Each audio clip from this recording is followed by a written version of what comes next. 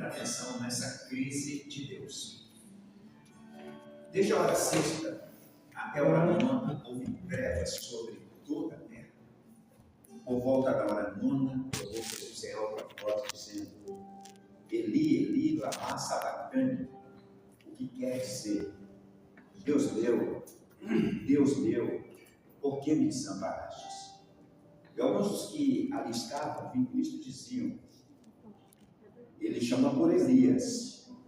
E logo um deles correu a buscar uma esponja e, tendo-a embebido em vinagre, colocado na ponta de um caniço, deu-lhe a beber. Os outros, porém, diziam: vejamos se Elias vem salvado. E Jesus, clamando outra vez com grande voz, entregou o Espírito. E eis que o véu do santuário se rasgou em duas partes, de alto a baixo, e tremeu a terra, e venderam-se as rochas, e abriram-se os sepulcros, e muitos corpos dos santos que dormiam ressuscitaram, e saindo dos sepulcros depois da ressurreição de Jesus, entraram na cidade santa, e apareceram a muitos. O centurião e os que com ele guardavam a Jesus, vendo o terremoto e tudo que se passava, ficaram possuídos de grande temor e disseram: verdadeiramente este era Filho de Deus. Estavam ali reunidas as mulheres, observando de longe, eram as que vinham seguindo Jesus desde a Galiléia para o servirem. Entre elas estavam Maria Madalena, Maria, mãe de Tiago e de José, e a mulher de Zebedeu. Caindo a tarde, veio um homem rico de Arimateia chamado José, que era também discípulo de Jesus, e este foi ter com Pilatos e lhe pediu o corpo de Jesus. Então Pilatos mandou que lhe entregasse. E José, tomando o corpo, envolveu num pano limpo de linho e depositou no seu túmulo novo que fizera, abrindo a rocha e rolando uma grande pedra para a entrada do sepulcro, se retirou. Achavam-se ali assentadas em frente da sepultura Maria Madalena e a outra Maria. Que Deus então possa aplicar sua palavra linda em nossos corações. Amém? Na verdade, tem coisas até hoje que, como cristão, eu jamais seria capaz de compreender. E esse talvez seja um dos textos mais indigestos, mais difíceis de ser digerido, o texto que eu li para vocês. Porque Deus, lá em sua santa glória, lá em sua santa majestade, lá em seu santo céu, lá onde ele estava, na glória, ele decidiu por conta própria nos amar. E todos nós sabemos que o amor de Deus por nós é absolutamente incondicional. E esse Deus, em sua santa majestade, em sua santa glória, em sua santa perfeição, ele olha para a humanidade e vê uma humanidade batendo cabeça, uma humanidade perdida, cada um numa direção, cada um buscando uma alternativa. E Deus, de alguma maneira que eu não sei explicar para você, se compadeceu profundamente de nós. Ele se compadeceu intensamente de nós. E ele então decide colocar um projeto que, do meu ponto de vista, é muito perigoso.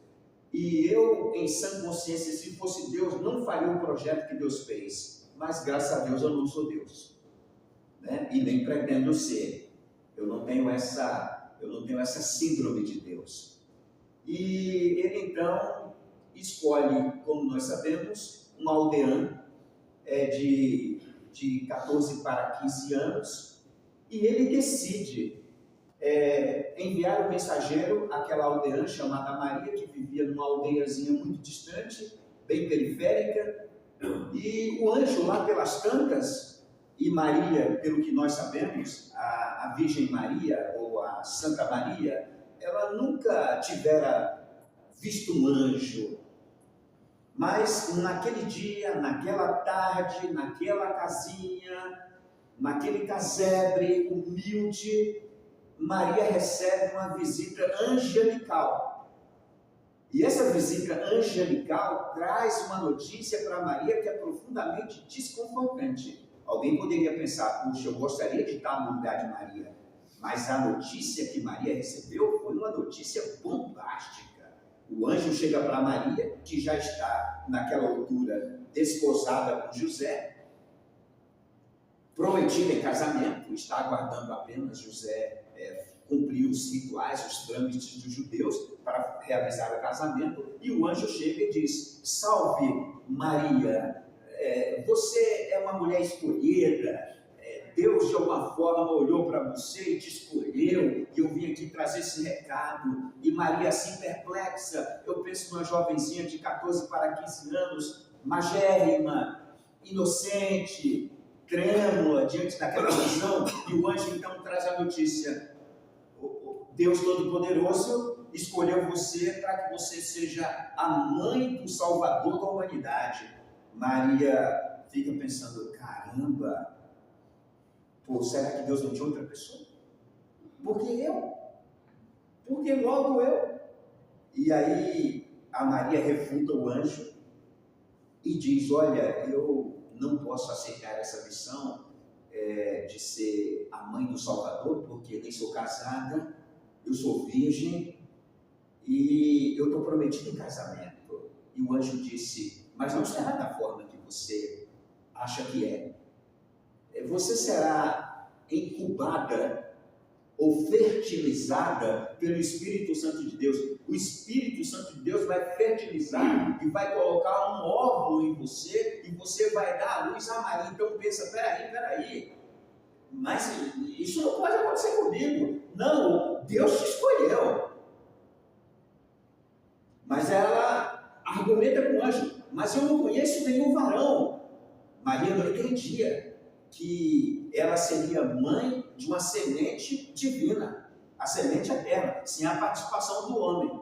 E aí me chama a atenção, por isso que Maria é talvez a maior de todas as mulheres. Maria é a Madonna, não a Madonna americana, a cantora, a Madonna, a Senhora Maria. Por quê? Porque ela simplesmente diz assim, diante dessa notícia desastrosa, que ela sabe que trará efeitos colaterais, ela disse assim: puxa vida, então eis aqui a tua serva, que se cumpra em mim a vontade divina. E a vontade divina nem sempre é boa. Desculpa falar para você que tem aí um desejo pela vontade divina, nem sempre a vontade divina é muito boa. Porque quando Maria acolhe a missão de Deus, imediatamente o Espírito Santo vem, fertiliza Maria, e logo acontece uma metamorfose em Maria, que chama a atenção de José. Qual é a metamorfose? A barriga de Maria está crescendo sem que ele tivesse casado com ela, sem que tivesse transado com ela.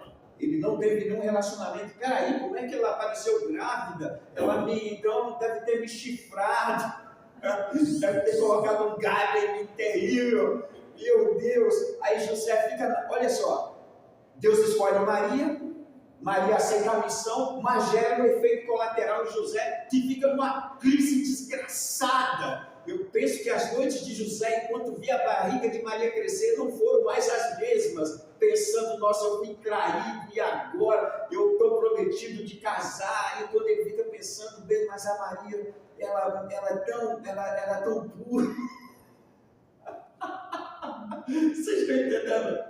Maria era tão pura, eu coloquei tanta confiança nela, me disseram que ela era uma pessoa especial, mas de repente nós nem casamos, ela está grávida, meu Deus.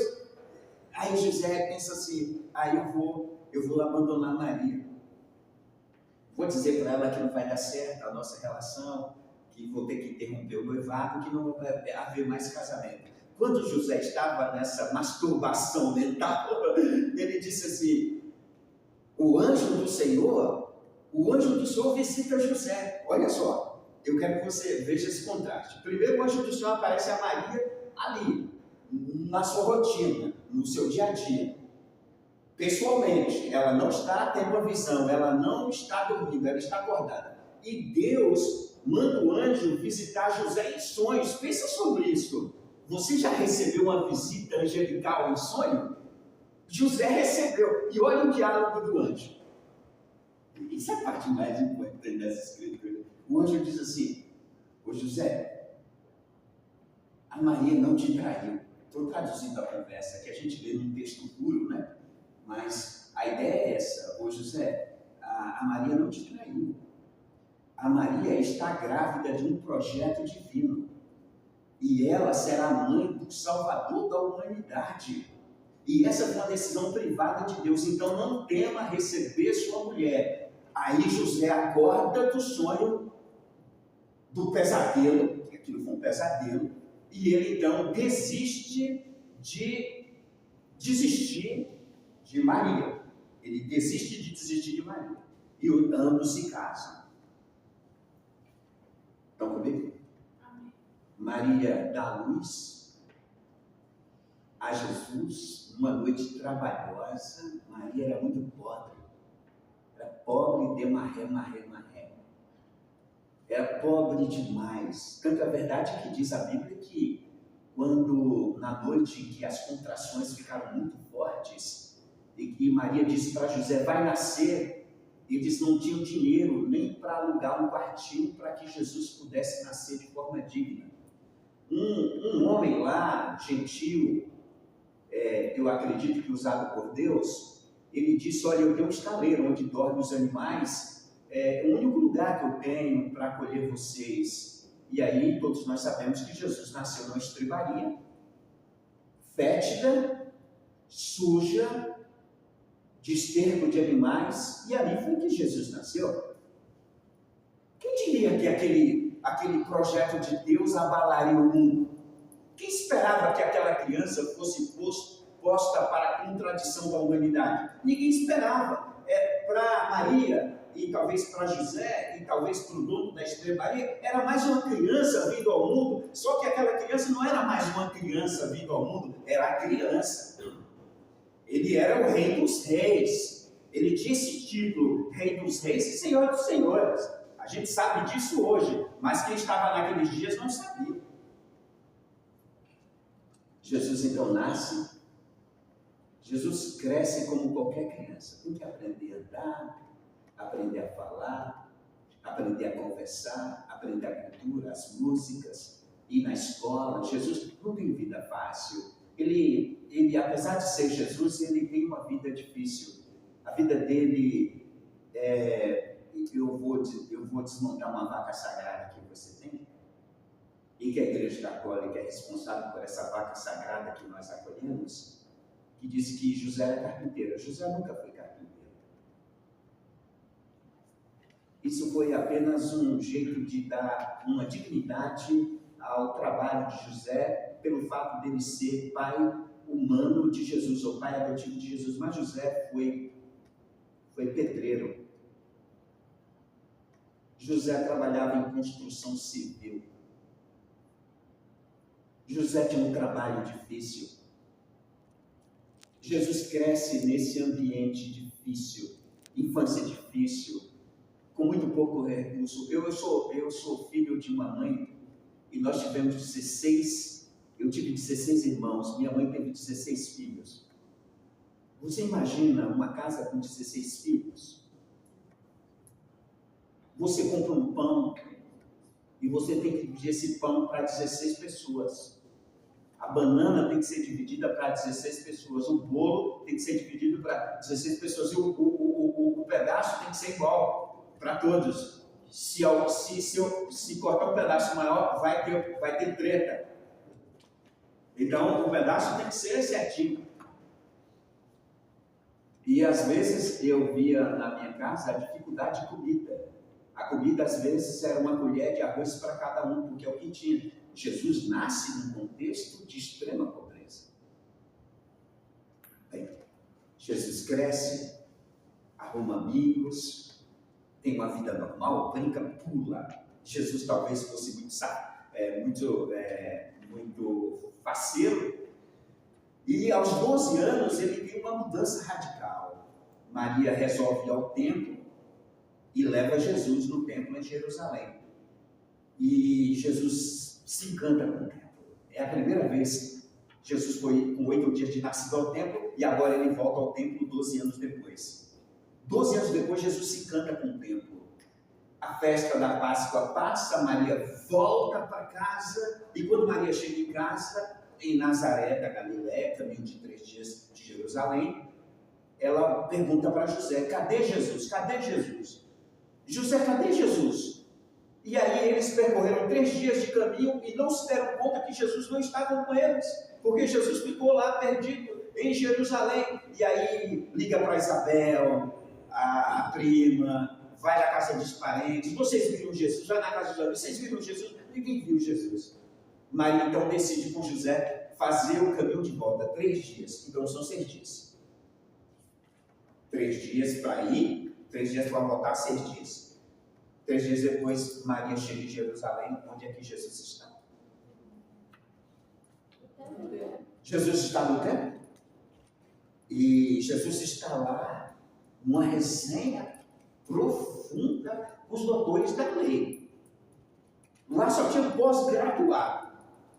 Lá só tinha gente da alta, da nata, de pedigree intelectual extraordinário. E Jesus ali, com 12 anos, estava sendo o centro da atenção de todos os doutores. Os doutores estavam cravando Jesus de muitas perguntas, e olhe para mim, aos 12 anos de idade, Jesus tinha uma inteligência muito acima da média. Aos 12 anos de idade, ele respondeu todas as perguntas dos doutores, e os doutores ficaram embasbacados com o conhecimento que aquele garoto tinha da Torá. Maria então entra no templo e diz: menino, o que você fez? Olha, você quase matou a mamãe.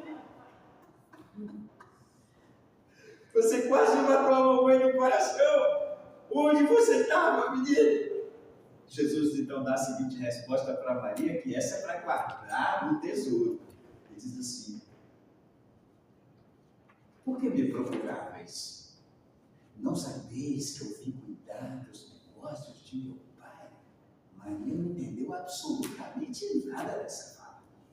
Mas Maria, diz o texto sagrado, que internalizou essa frase no coração. O que ele quis dizer? Vim cuidar dos negócios de meu Pai. Bem, aos 30 anos, Jesus então se dá a conhecer ao mundo. Um homem simples, humilde, uma humildade gigante é de Jesus.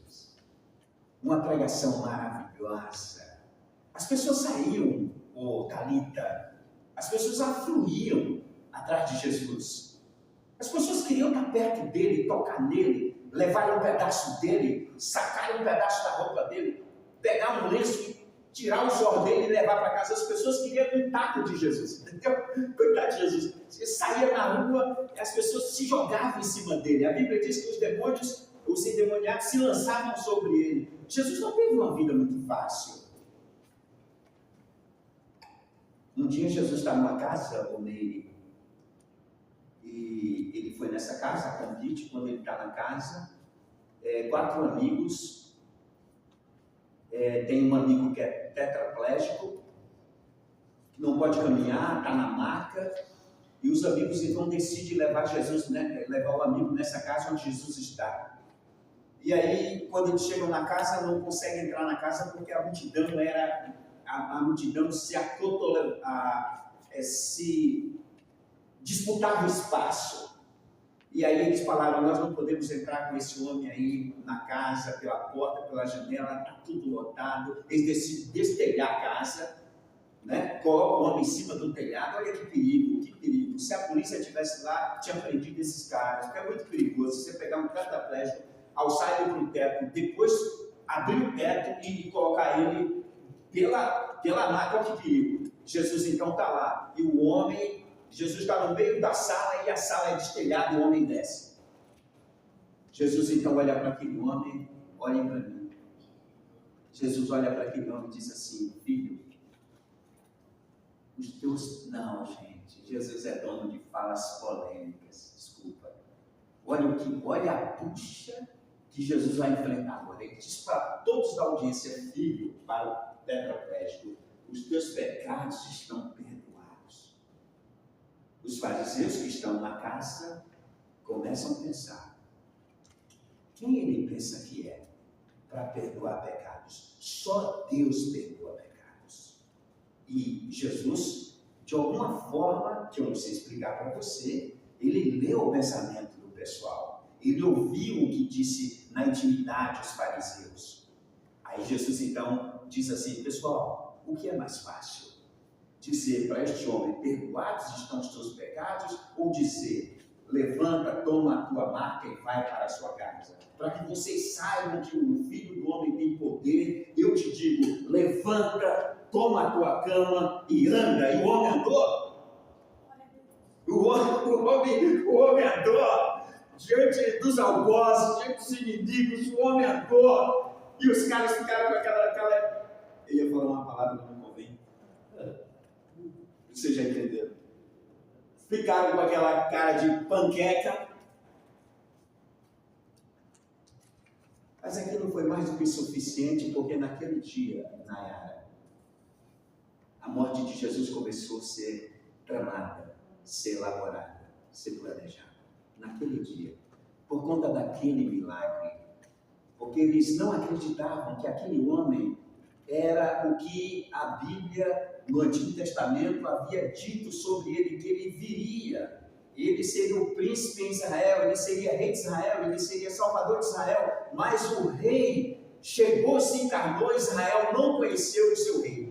Que coisa louca, né? Muito bem. Eu também tenho que dizer uma coisa sobre Jesus. Jesus era tão humano que ele escolheu mal suas companhias. Se eu fosse Jesus ou Clotilde, eu não escolheria Judas para participar da minha equipe. Eu não escolheria Pedro. Acho Pedro marrudo, parrudo. Pedro era um Brutus, literalmente um bruto. E Jesus escolheu tanto Judas quanto Pedro. Por que Jesus escolheria alguém que haveria de trair? Você escolheria alguém para ser parte do hall de amigos se soubesse que aquela pessoa iria te apunhalar pelas costas? Você faria isso? Então ninguém faria. E você já se perguntou por que Jesus fez? Eu vou te dizer por que Jesus fez. Jesus fez isso porque Jesus não vê maldade das pessoas. Isso aqui é interessante, né? Jesus não vê maldade, apesar de enxergar maldade, mas ele faz de conta que não vê a maldade. Ele gosta de dar oportunidade, chance às pessoas. Por isso, Jesus colecionava amigos e inimigos. A todos ele via com um olhar puro. Jesus tinha um olhar puro para cada pessoa. Jesus não vê maldade em ninguém. Jesus ama todos, sim ou não? Muito bem. E aí, Judas, que é o que ele escolheu como um dos seus apóstolos, Judas é o cara que vai cometer o maior ato de traição da história dos deuses. Não é da história da humanidade, porque já houve traições maiores na humanidade. Mas da história dos deuses, Judas cometeu a maior traição. Porque Judas decidiu, Edilemos, vender Jesus para a religião judaica, que odiava Jesus, por 30 moedas. Jesus foi comercializado na Bolsa de Valores, no mercado negro, por 30 moedas de prata. E Judas disse: aquele a quem eu beijar, esse é Jesus. Olha só como Jesus era comum, que precisava de um beijo para identificá-lo na multidão, porque ele não tinha nada de extraordinário. Judas então vai no Getsemane, beija Jesus, os soldados da religião vêm, prende Jesus, e olha só que coisa, essa prisão de Jesus é ilegal, o advogado de Lemos. Por quê? Não tinha um mandato de prisão contra Jesus. Não tinha uma acusação tipificada contra Jesus. Prendem Jesus na calada da noite. Vocês sabem que não pode prender ninguém à noite, né? Se a polícia for prender você, tem que ser no horário, a partir das 6 da manhã até às 18 horas, eu imagino. Mas, bem, todos os direitos de Jesus foram invalidados. Prendeu Jesus na calada da noite, levou Jesus para o julgamento e outra coisa, não se constituiu o seu Orlando um advogado para Jesus. Quem ia defender Jesus das acusações que lhes impuseram? Não tinha. Jesus não teve um advogado que acompanhasse ele. Jesus foi para um julgamento falso, articulado pela religião. Muito bem, a religião então não pode matar, porque os judeus não podem matar, um dos mandamentos é não matarás, né? Os judeus são muito religiosos, eles seguem a risca, não matarás, mas eles condenaram Jesus à morte. Muito interessante. Entrega para que o Império Romano faça o papel sujo. E o Império Romano vai fazer o papel sujo porque Jesus, depois de passar por Anás e Caifás na noite, ali, com Herodes também, ele é levado para Pôncio Pilatos. Pôncio Pilatos olha para Jesus, olha aqui, Jesus. Pôncio Pilatos olha para Jesus e diz assim: pessoal, qual é o crime que ele cometeu? Não, ele não tinha crime. Aí Pilatos diz bem: olha, eu não vejo nele crime algum. Esse homem que vocês me trouxeram é inocente. Eu estou acostumado a lidar com bandidos, vagabundos, matadores, frios, Pôncio Pilatos, mas esse homem aqui, o olhar dele é inocente, ele não tem culpa. Mas a religião que estava obstinada a crucificar Jesus, o que disse? Se você não é crucificado, você não é amigo de César, você é contra César. Joga Pilatos numa saia justa. Pilatos, então, ele tenta duas ocasiões para livrar Jesus. A primeira é que ele manda os soldados dar uma surra em Jesus. Os soldados vão dar uma surra em Jesus, que é uma surra. É uma surra, entendeu, Thalita? É uma surra. Nada radical, só uma surra. Dá uma surra só. Os soldados exageraram na surra. Eles deram uma sova violenta em Jesus. Tanto é verdade que quando Mel Gibson lançou o filme A Paixão de Cristo, quando ele chegou nas telas do cinema brasileiro, muitas pessoas passaram mal diante da sessão de espancadaria que Jesus sofreu, porque aquilo é uma carnificina.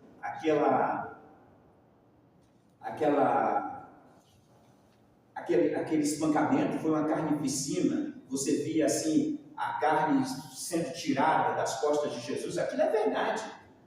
Aquilo é a mais pura verdade. E quando Pilatos olha, depois que os soldados exageram na surra, o Pilatos olha, ele olha com espanto para Jesus, porque Jesus está desfigurado. Vocês compreendem? Ele está desfigurado. E Pilatos fica assim pensando: meu Deus, mas era para dar uma surra, vocês quase mataram o homem. Era só para dar umas pancadinhas, seus idiotas. Vocês vão pagar por isso. Mas Pilatos agora volta e diz: olha, está aqui Jesus, ó pessoal, Jesus está castigado, já batemos nele, deixa Jesus ir embora. Qual era o grito uníssono da multidão? Crucifica. Crucifica. E aí Pilatos tem a segunda alternativa. Ele falou: bem, eu vou salvar um bandido de alta periculosidade, vou colocar ele ao lado de Jesus. É claro que o pessoal vai escolher Jesus ao invés do bandido.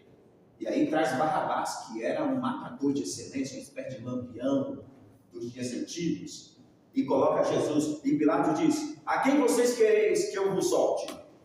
Barrabás, criminoso, uma ficha quilométrica de crimes contra o Estado, contra todo mundo aí, ou Jesus de Nazaré? E a multidão disse o quê? Solta Barrabás e crucifica Jesus. E a multidão: Jesus, crucifica Jesus, solta Barrabás, crucifica. Pilatos então faz o terceiro gesto, que eu acho que é o mais simbólico de todos. Pilatos então pede para o soldado trazer uma bacia. O soldado segura a bacia, ele enche as mãos de água e começa a lavar as suas mãos e diz para a multidão: pessoal, tudo bem, vocês querem matar Jesus, mas eu sou inocente do sangue desse homem. Jesus é imediatamente levado para a crucificação. Segunda vaca sagrada que eu quero empurrar para o brejo com você hoje é que Jesus não carrega a cruz, na verdade. Jesus carrega o patíbulo, que é a parte horizontal da cruz. A parte vertical da cruz fica lá no monte. O prisioneiro, segundo os costumes romanos, só leva a parte horizontal. E Jesus, então, é preso a parte horizontal da cruz e ele vai até o local da crucificação sendo espancado. Levou uma sessão de surra dos soldados, uma coroa de espinho, tinha um manto vermelho, levando o patíbulo, severamente castigado. As pessoas cuspindo, jogando pedra, falando impropérios. Jesus então chega no monte, ele é posto na cruz, erguido do alto, ali pendurado, pregos, como vocês sabem. E aí você me pergunta, onde estava Deus, o Pai de Jesus? Por que Deus não interviu? Por que Deus não, com o sopro de sua boca, não livrou o filho daquela tribulação ridícula e horrorosa? Por que Deus ficou de braços cruzados? E aí é interessante, olhem para mim. Quando Jesus é crucificado, os evangelhos revelam 7 frases. Ele fala 7 frases durante o seu sofrimento. A penúltima frase é: Deus meu, por que me desamparaste? Essa é a penúltima. A última frase é: Pai, nas tuas mãos entrego o meu espírito. Quando Jesus clama do alto da cruz, dizendo: Deus meu, por que me desamparaste? Por que Deus não respondeu? Eu fiquei pensando sobre isso. Por que Deus não veio na direção de Jesus? Por que Deus não rascou o céu e disse: pessoal, para aí, esse aí é o meu filho, e vocês estão ferrados comigo, vou livrar Jesus? Por que ele não fez isso? Você sabe qual foi a resposta da oração de Jesus? Porque aquelas palavras eram uma oração. Sabe qual foi a resposta de Deus para Jesus quando ele disse: Deus meu, por que você me desamparou? A resposta de Deus para Jesus foi um silêncio sepulcral.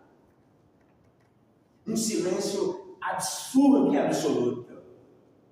Jesus não ouviu uma vírgula de Deus, uma palavra que pudesse estimular, continuar na cruz. Ele não ouviu nada, Deus simplesmente não disse nada. Você já orou e Deus não disse nada?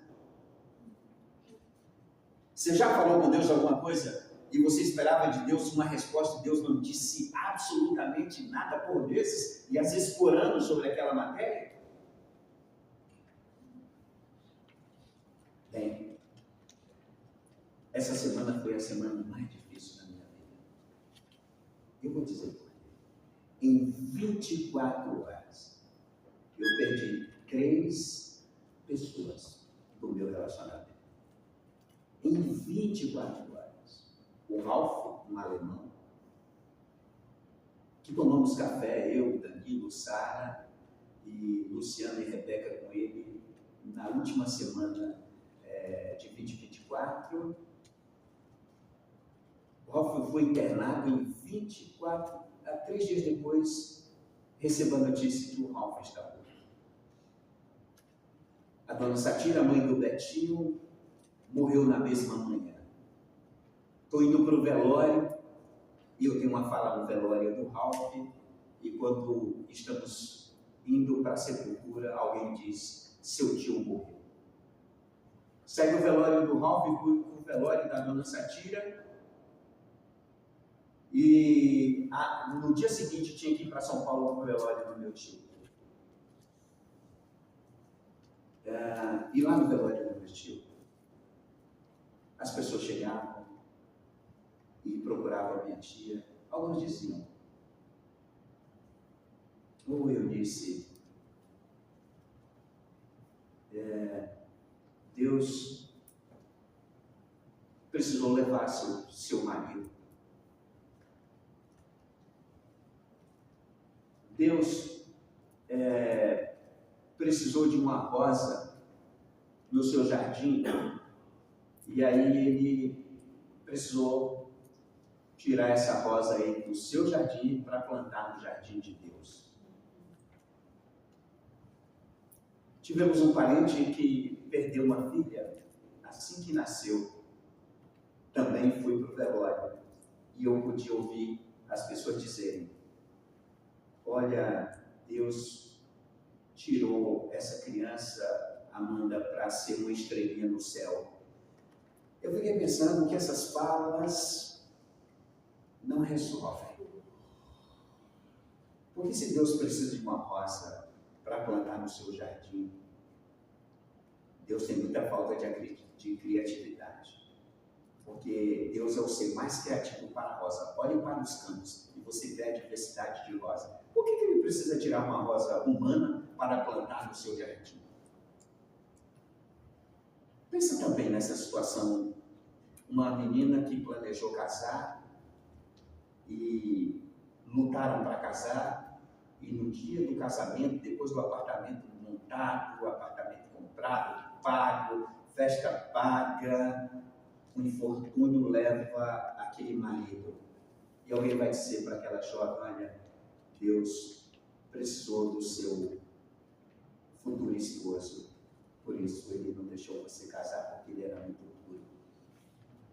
Eu acho que essas falas empobrecem Deus.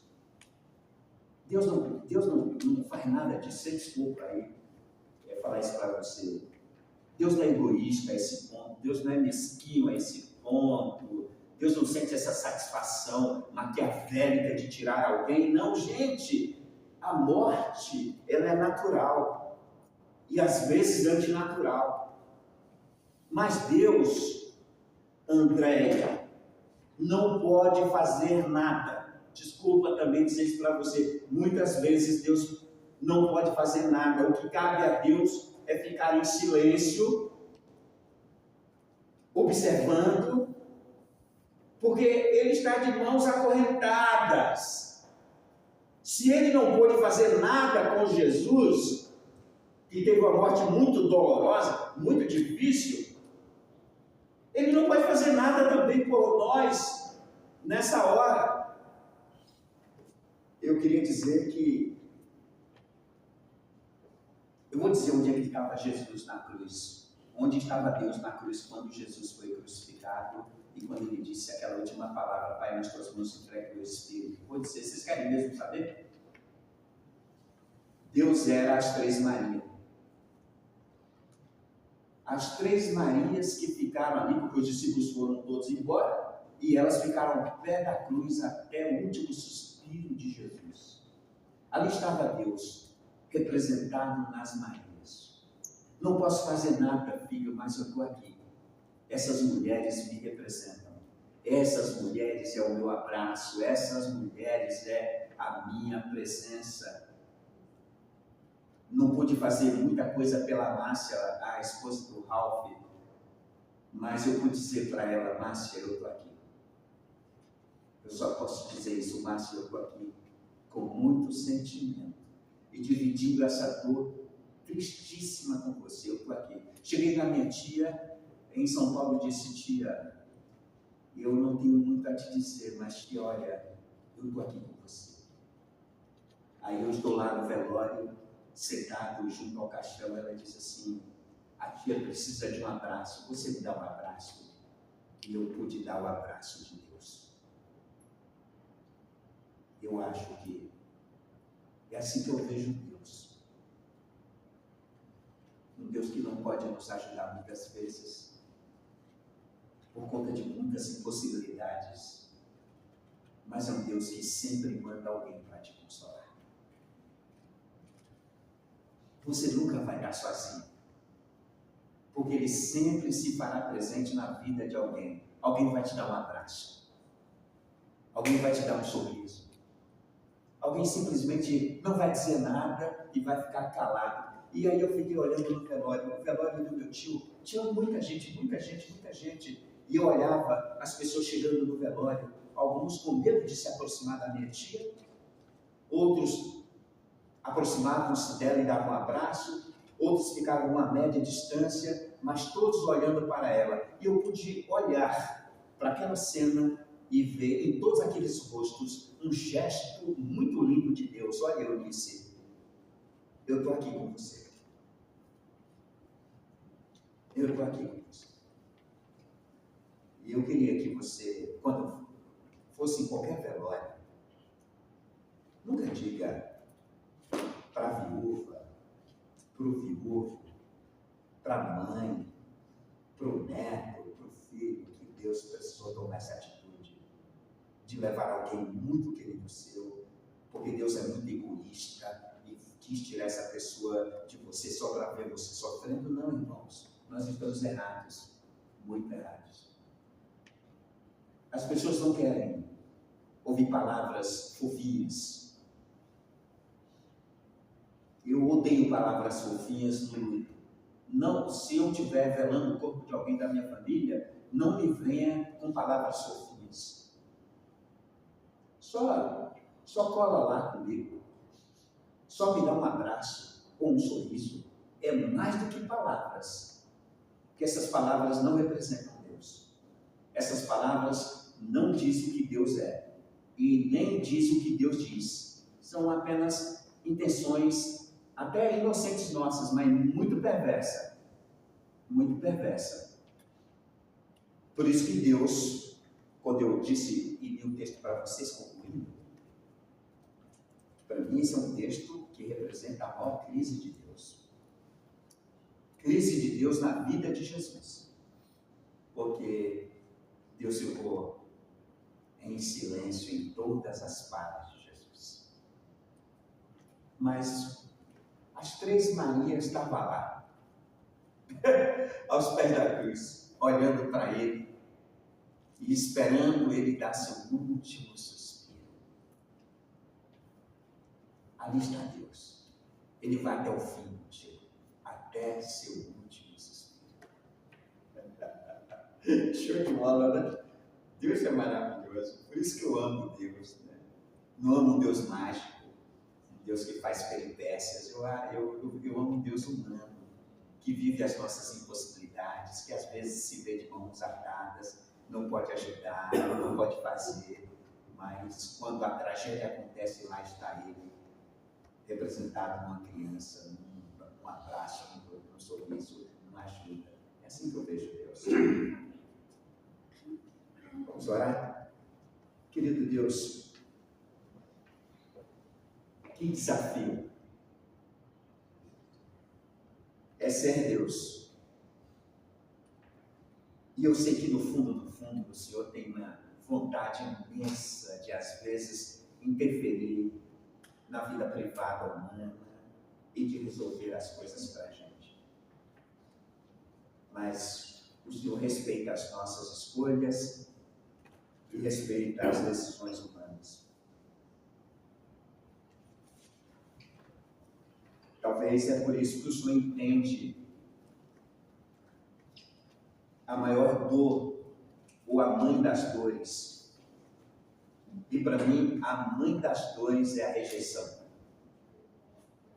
Não existe uma dor mais profunda do que a dor de ser rejeitado. Essa é uma dor que dilacera a alma, estraçalha as emoções e nos faz sentir um nada quando nós somos rejeitados. E só um Deus que foi tão rejeitado como Jesus de Nazaré é um Deus capaz de entender também as nossas dores de rejeição.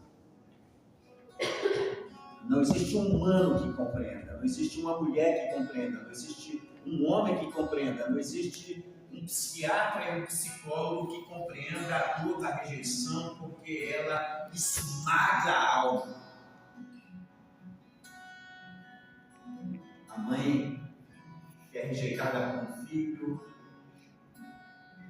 um menino que ama apaixonadamente uma menina e é rejeitada por ela.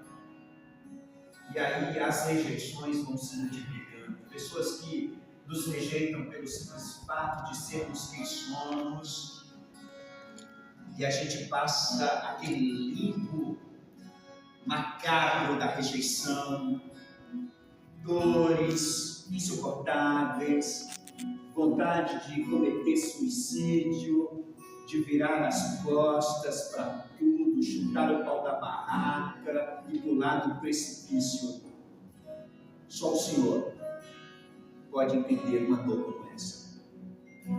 Muito obrigado, Senhor, porque o Senhor não só entende uma dor como essa, mas o Senhor se faz presente nestas horas bem tensas, bem complicadas da nossa vida. E o Senhor sempre nos abraça de alguma maneira, o Senhor sempre nos acolhe de alguma maneira, e através desse acolhimento nós sentimos a dor da rejeição sendo atenuada. E eu quero te louvar nesta manhã por isso, Senhor. Agradecer e pedir que o Senhor hoje, aqui nessa comunidade, visite os corações, porque há certamente corações aqui também marcados por rejeições profundas. Pessoas que não conseguem superar. E eu nem sei como te dizer, não sei nem como orar, e não sei nem como pedir ajuda para esses irmãos que estão passando por esse inferno de rejeição, que não conseguem ser compreendidos, que não conseguem ser entendidos, que não conseguem ser acolhidos por estes que rejeitam, por mais que façam, por mais que se desdobrem, por mais que façam uma ginástica gigantesca para chamar atenção, ainda assim continuam sendo rejeitados. Ó Deus, que o Senhor possa então vir hoje apaziguar os nossos corações, trazer tranquilidade para a nossa alma, e que a gente possa sair daqui na convicção de que quando todos nos rejeitam, a Bíblia diz que ainda que o pai, a mãe rejeite, eu todavia não rejeito você e não me esquecerei de você e não desistirei de você. Poxa, obrigado, Deus, por essa palavra tão maravilhosa que está na Bíblia, que diz que quando ainda o pai, a mãe te rejeita, Deus não te rejeita. Então eu quero te agradecer, Senhor, vem nos abraça, vem nos acolhe nesta linda manhã, que a gente saia daqui com o coração entendurado pela tua presença e curados dessas dores que sangram anos nas nossas vidas. Nós queremos, Deus, em nome de Jesus, hoje que essas dores sejam estancadas, que esse sangramento seja estancado e parado em nome de Jesus. É a minha oração, Senhor, que te faço agora. Amém. Amém.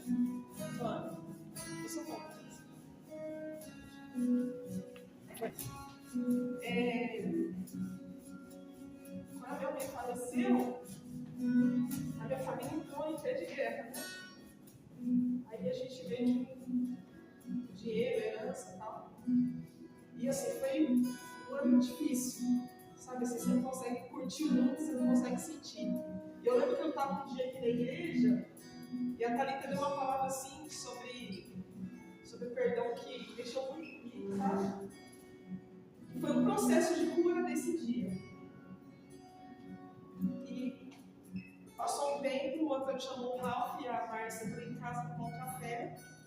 E todos os meus documentos estavam perdidos. E aí eu começou a semana de aula, não tinha diploma, não tinha RG, não tinha certidão de casamento, eu não tinha nem a certidão das meninas, desapareceu tudo. E eu ligando para cartório, ligando para o meu irmão e tal. E aí o Ralph foi lá tomar café e eles falaram um assunto, eu entrei em outro assunto. Eu falei, Ralph, antes de você ir embora, você pode orar pelos documentos do Novo Testamento? E o Edilene me deu uma dica muito boa, né? Agradeço pela dica. E aí eu dei uma pasta assim para o Ralph vazia, gente. Tinha 2 folhas no processo. 3 folhinhas lá do advogado. Vazia assim, ó. E até o nome do advogado no carro. Eu entreguei na mão do Ralph, ele orou. Aí todo mundo fechou o olho, orou. A hora que eu abri, todos os meus documentos estavam lá dentro. Esse era o Ralph. Uma pessoa assim que vai fazer muita falta. Uma pessoa de muita oração. E todo dia ele mandava um salmo. Tem pessoas que nem conheciam ele. Todo dia ele mandava um salmo. Então, assim, foi uma pessoa que, a partir daquele momento que ele orou, minha família, assim, a gente está ainda falando com uma relação com a casa, mas no Natal eu passei com meu pai, com a minha família, minha irmã me chamou para o aniversário da minha sobrinha, todo mundo se abraçando, todo mundo se beijando, porque a vida é assim, onde a gente está, onde a gente não está. Então, assim, agradeço a Deus pela vida dele, que ele foi, para vocês terem uma noção, uma perda né? Como é grande, né? Obrigado, Luciano. O Alvin vai deixar saudade, né? Vai deixar saudade. Pessoas caras sempre deixam saudade. Nós vamos então, nesse dia assim, bem nostálgico, né? Celebrar a ceia. Eu vou pedir para a Lei e para o Wilson me ajudar.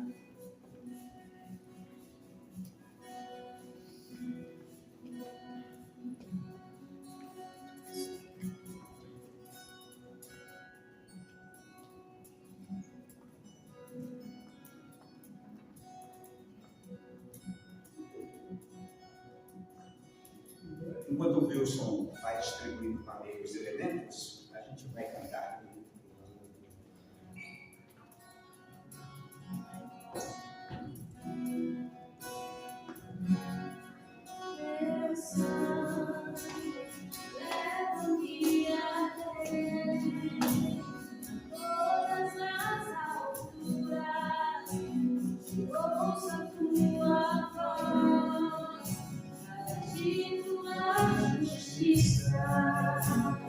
Pela minha vida, Jesus, esse é o meu sangue.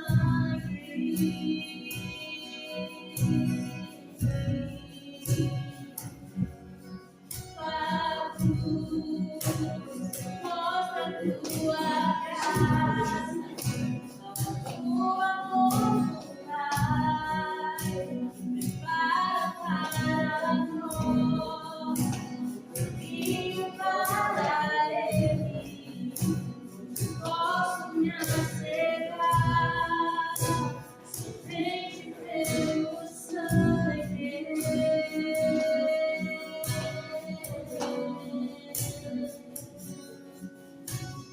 Que nos lava dos pecados,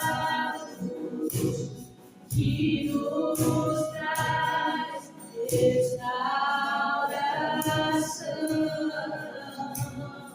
Nada além do sangue, nada além do sangue de Jesus.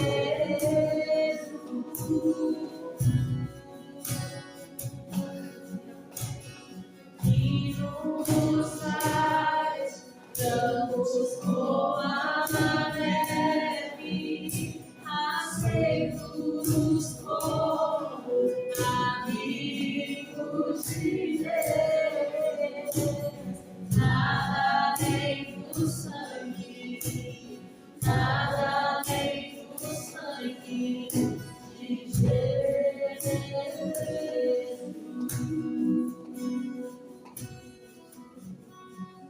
Enquanto comiam, tomou Jesus o pão e abençoou e partiu e deu aos discípulos, dizendo: tomai e comei, isto é o meu corpo. Então, em memória do Senhor Jesus, possamos hoje comer o pão.